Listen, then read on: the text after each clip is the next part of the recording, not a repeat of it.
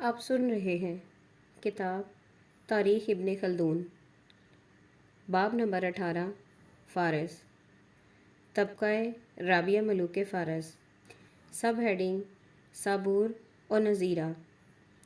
جبال Tikrit میں دجلہ اور فرات کے درمیان ایک شہر حضر نامی تھا۔ اس میں جرامکا کی حکومت تھی۔ ساترون نامی ایک شخص ملوک الطوائف میں سے وہاں حکومت کر رہا تھا۔ مسعودی کہتا ہے کہ ساترون بن استرون ملوک سریانین سے ہیں۔ تبری کہتا ہے کہ اسے زیزن کہتے ہیں۔ حشام بن محمد کلبی لکھتا ہے کہ یہ قزاعہ سے تھا اور یہ زیزن بن معاویہ بن الامید بن الجدم بن عمرو بن النخع بن سلیم ہے۔ سلیم کا نسب ہم قزاعہ میں بیان کریں گے۔ یہ جزیرہ میں رہتا تھا۔ قبائل قزاعہ کے بہت سے لوگ اس کے ساتھ رہتے تھے۔ اس کی حکومت شام تک پھیلی ہوئی تھی۔ صابور نے مہم خراسان کی وجہ سے اس سے تعرض نہیں کیا تھا۔ جب وہ ان بلاد سے فارغ ہوا تو اس کی طرف متوجہ ہوا۔ 4 برس تک اس کا محاصرہ کیے رہا۔ ایک روز ساترون کی لڑکی نذیرہ نامی سوا شہر میں سیر کو نکلی۔ چونکہ یہ حسین اور شکیل تھی اور صابور بھی خوبصورت تھا، دونوں کی آنکھیں چار ہوتے ہی دلوں میں محبت نے جگہ کر لی۔ اسی خانہ خراب محبت کی وجہ سے نذیرہ نے صابور کو قلعہ کی پوشیدہ راہوں کا بتا دیا، جس سے اگلے دن صابور قلعے میں گھس گیا اور زیزن کو قتل کر کے قلعہ پر قابض ہو گیا۔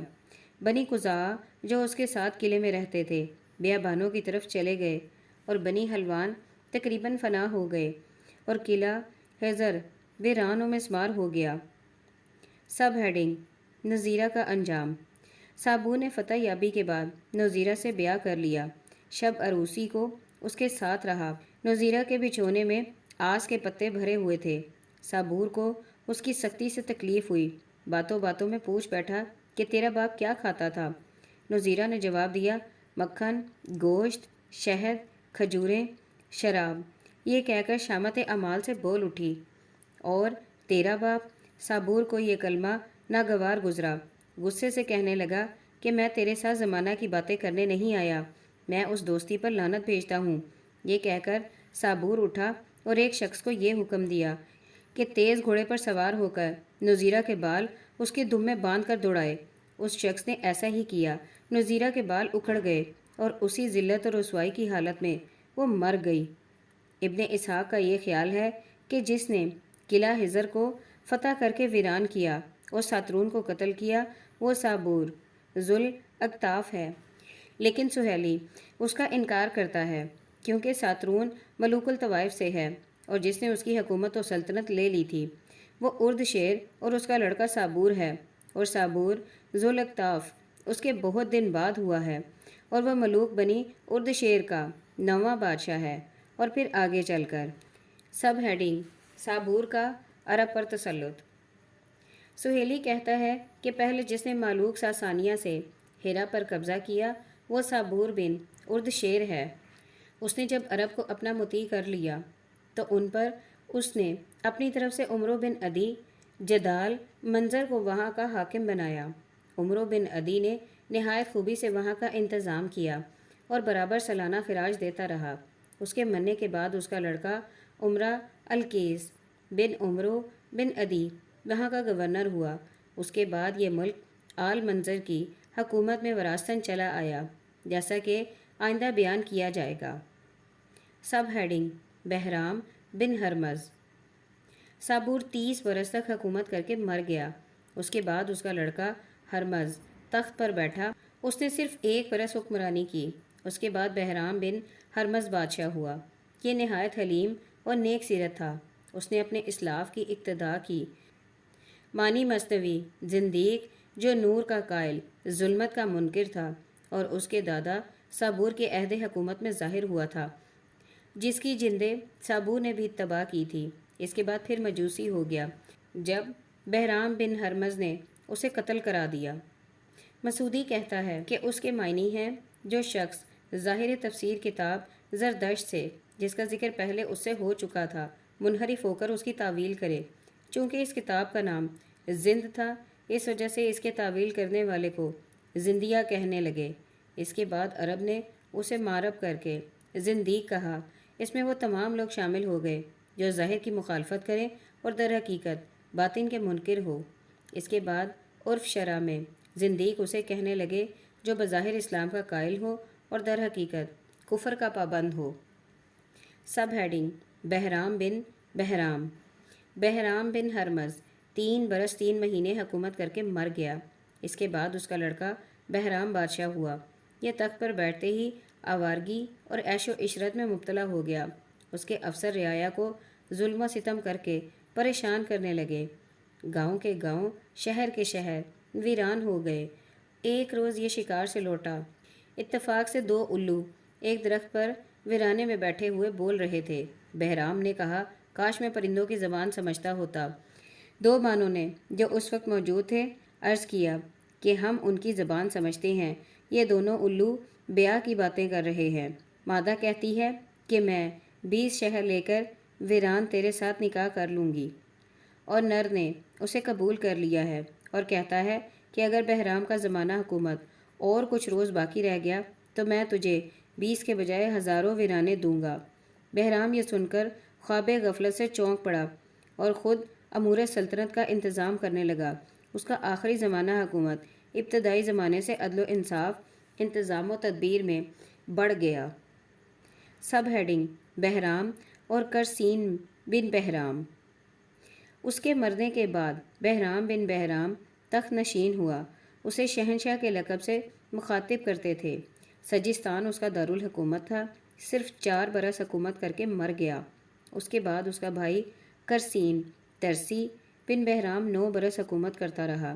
یہ عادل اور نیک سیرت تھا۔ اس کے بعد ہرمز بن کرسین بادشاہ ہوا۔ اس کا زمانہ حکومت 7 برس تک رہا۔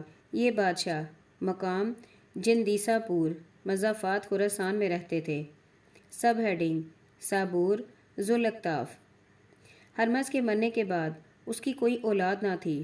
اراکین دولت اس وجہ سے زیادہ پریشان ہو رہے تھے۔ اتفاق سے اس کی ایک بیوی حاملہ پائی گئی۔ اراکین دولت نے کسی اور شخص کو خاندان شاہی سے تخت نشین نہ کیا، وضع حمل کا انتظار کرتے رہے۔ جب وضع حمل ہوا تو اس کا نام صابور رکھا اور اسی وقت اسے تخت نشین کر دیا اور خود انتظام سلطنت کرنے لگے۔ بعضے کہتے ہیں کہ ہرمز نے یہ وصیت کی تھی کہ وضع حمل کے بعد جو لڑکا پیدا ہو وہی تخت نشین کیا جائے۔ بہرکیف جب شیر خوار بچہ بادشاہ بنایا گیا، اطراف و جوانب میں یہ خبر مشہور ہو گئی۔ سب ہیڈنگ: طوائف الملوکی۔ ترک و روم نے ملک تبانا شروع کر دیا۔ بلاد عرب ان کے سرحدی ممالک سے بہت ہی قریبی تھے۔ وہاں کے رہنے والے قحط اور ناپیداری کی وجہ سے ہمیشہ فارس کے شہروں کے غلے کے محتاج رہتے تھے۔ وہ بھی موقع مناسب سمجھ کر لوٹ مار کرنے لگے۔ بحرین بلاد کیس و حافظہ کی صحرا نشین جماعتیں جوگ در جوگ ممالک فارس میں آنے لگیں۔ لوٹ مار فساد کا بازار گرم کر دیا۔ اسی حالت میں ایک زمانہ گزر گیا، لیکن اہل فارس میں سے کسی نے بادشاہ کی کمسنی کی وجہ سے نہ تو ان سے تعارض کیا اور نہ ان کے دفع کرنے کی کوشش کی۔ سب ہیڈنگ: عربوں کی سرکوبی۔ جب ان کا بادشاہ سن شعور کو پہنچا اور اس کی عمر کے 16 مرحلے طے ہو چکے، تب اراکین دولت نے اس سے ملکہ حال عرب کی لوٹ مار، ترک و روم کے واقعات بیان کیے۔ صابور نے سب سے پہلے عرب پر حملہ کرنا مناسب سمجھ کر لشکر کی تیاری کا حکم دیا اور خود ان کی افسری کرتا اپنے دارالسلطنت سے روانہ ہوا۔ عرب کے لٹیرے اس وقت تک بلاد فارس میں موجود تھے، انہیں اس کی خبر نہ تھی۔ یہ یکا یک ان کے سروں پر پہنچ گیا اور ان کو مارتا نکالتا بحرین تک بڑھ گیا اور وہاں پہنچ کر قتل و غارت کا عام حکم دے دیا۔ اس کے بعد رؤسائے عرب و تمیم بکر عبد قیس پر چڑھائی کی اور نہایت سختی سے لڑائی شروع کر دی۔ عبد قیس شہر چھوڑ کر ریگستانوں میں چلے گئے۔ پھر وہ یمامہ میں آیا، وہاں بھی قتل و قید و غارت گری کرنے لگا۔ سب ہیڈنگ: شورشوں کا انسداد۔ پھر وہاں سے بلاد بکر و تغلب کی طرف متوجہ ہوا، جو مملکت فارس اور مناظر روم کے درمیان شام میں رہتے تھے۔ وہاں بھی عرب میں سے جسے پایا اسے قتل کر ڈالا، ان کے گھروں کو لوٹ لیا اور ان کے پانی کو خراب کر ڈالا۔ اس کے بعد جس شخص نے اس سے پناہ چاہی اس نے ٹھہرایا چنانچہ بنی تغلب میں سے جو بحرین اور خط سے آئے ہوئے تھے، دارین میں بنی تمیم کے لوگوں کو، حجر میں بکر بن وائل والوں کو، کرمان میں بنی حنزلہ کو احواز میں رہنے کی جگہ دی، شہر انبار، کرخ، سوس کو آباد کیا۔ مورخین بیان کرتے ہیں کہ عباد جزیرہ میں پہلے رہتے تھے، گرمیوں میں عراق آ جاتے تو لوٹ مار کرتے رہتے تھے۔ صابور ان دنوں کمسن تھا۔ جب یہ بڑا ہوا اور کاروبار سلطنت کرنے لگے تو ان کے دفع کرنے کی طرف متوجہ ہوا۔ اس زمانے میں ان کا سردار حرس بن اغریدی ایاد بن لزار کی اولاد سے تھا۔ صابور کی روانگی سے پہلے ایک شخص نے بنی ایاد میں سے جو دارالسلطنت فارس میں ملا جلا ہوا رہتا تھا، حرس بن اغریدی کو صابور کے ارادے سے مطلع کیا اور اسے اس کی لڑائی سے ڈرایا۔ حرس نے اس کے کہنے پر عمل نہ کیا۔ انجام یہ ہوا کہ لشکر صابور نے پہنچ کر انہیں قتل کرنا شروع کر دیا۔ وہ لوگ جلا وطن ہو کر سرزمین جزیرہ اور موصل کی طرف چلے گئے، پھر لوٹ کر عراق نہ آئے۔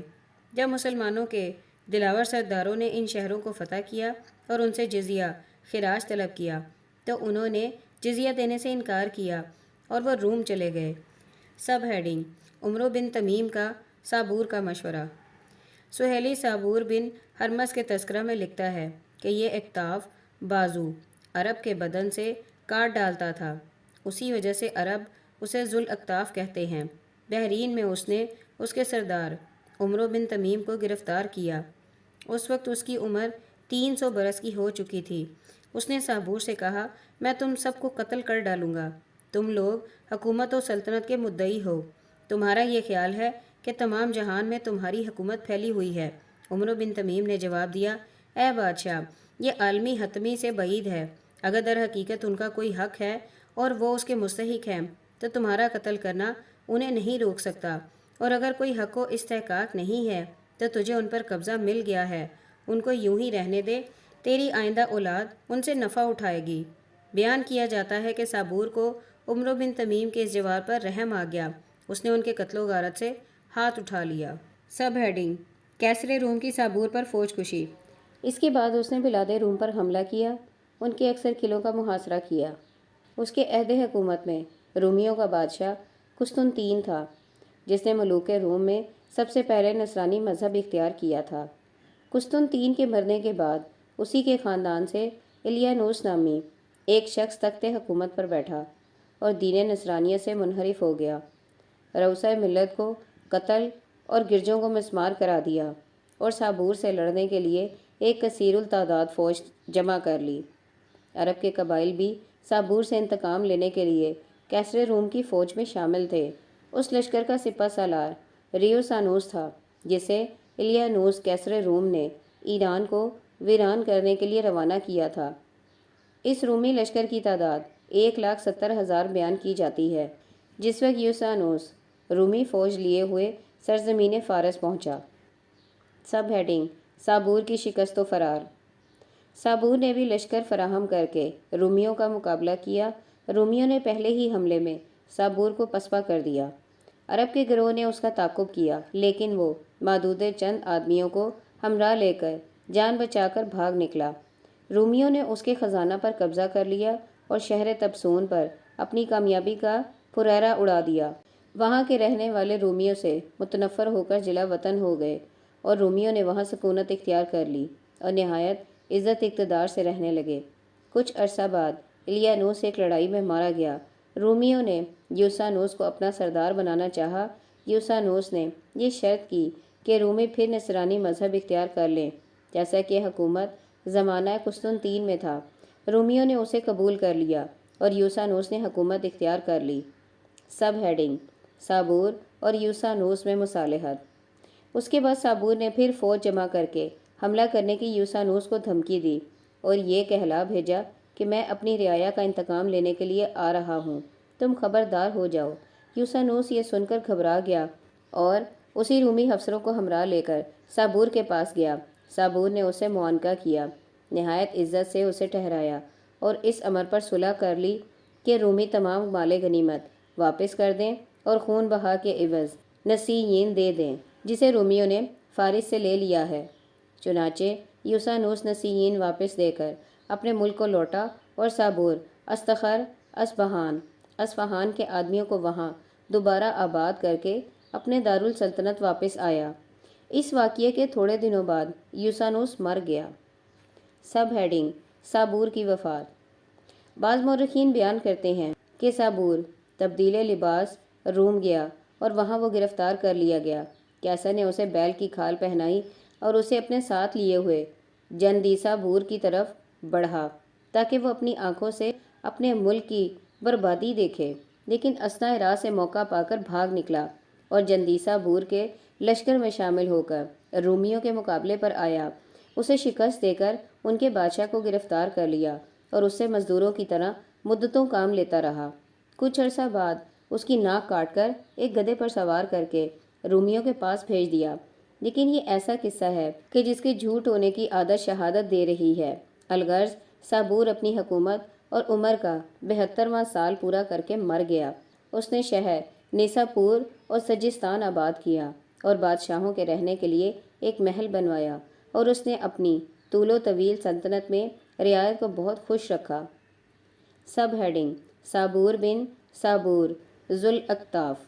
साबूर इंतकाल के वक्त अपने बरादरज़ादा उर्द शेर बिन हरमज़ के हक़ में हकूमत की वसीयत कर गया था, जिससे अरकान दौलत ने उसे तख्त नशीन किया। लेकिन 4 बरस के बाद उससे सल्तनत ले ली गई और उसकी जगह साबूर बिन साबूर जुल अक्ताफ तख्ते हुकूमत पर बिठाया गया। लोगों ने उसकी बादशाहत की खुशी मनाई। ये नहायत नेक सीरत था, रियाया और लश्करी से नरमी का बर्ताव करता रहा था। उससे और बनी अयाद से अक्सर लड़ाइयाँ हुईं। सब हेडिंग यज़दजरद अल असीम।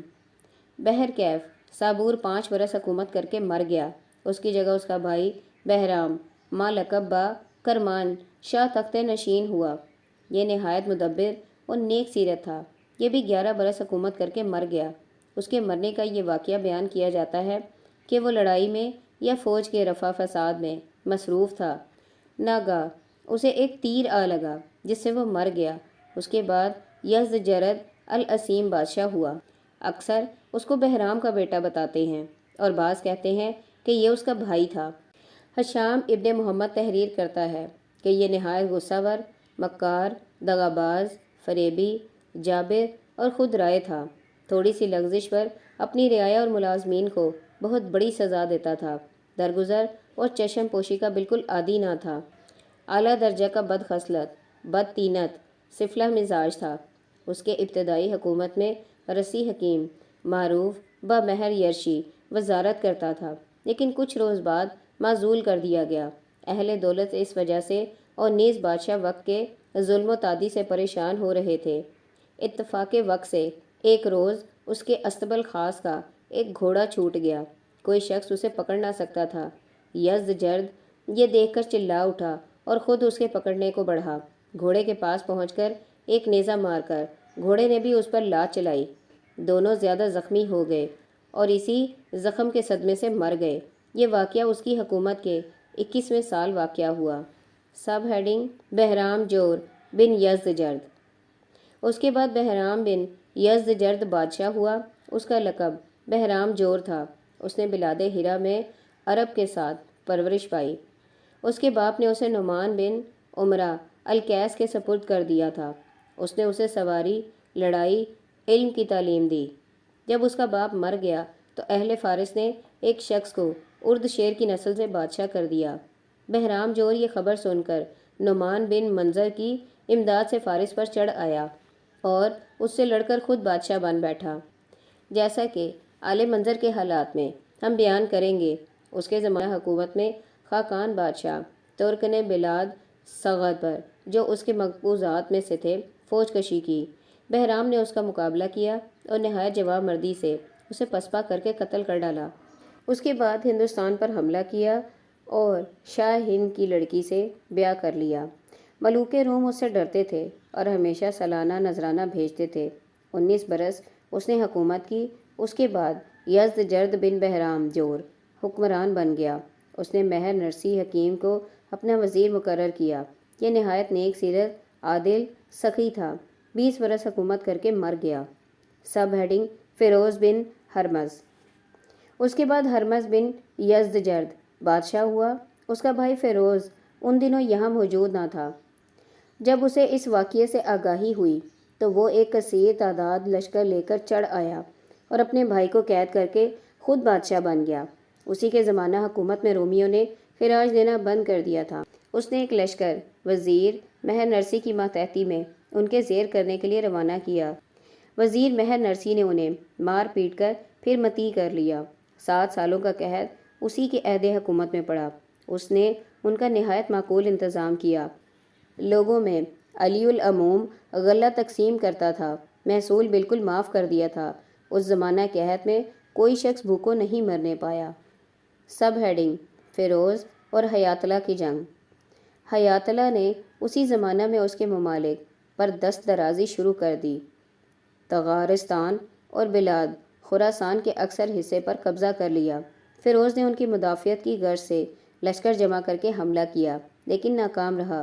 حیات اللہ نے اسے شکست دے کر اس کے 4 لڑکوں اور 4 بھائیوں کو قتل کر ڈالا۔ خراسان پر قابض ہو گئے۔ اس کے بعد روسا فارس میں سے ایک شخص شیراز کا رہنے والا تھا اٹھا۔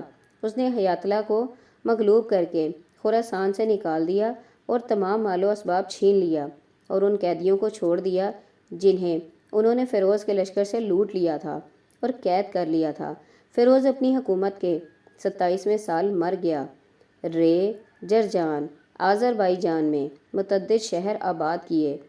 بعضے کہتے ہیں کہ بادشاہ حیات اللہ جس نے فیروز پر حملہ کیا تھا اس کا نام خشتوا تھا، اور جس شخص نے خراسان کو اس سے چھینا ہے وہ خرسوس منو شہر کی نسل سے ہے۔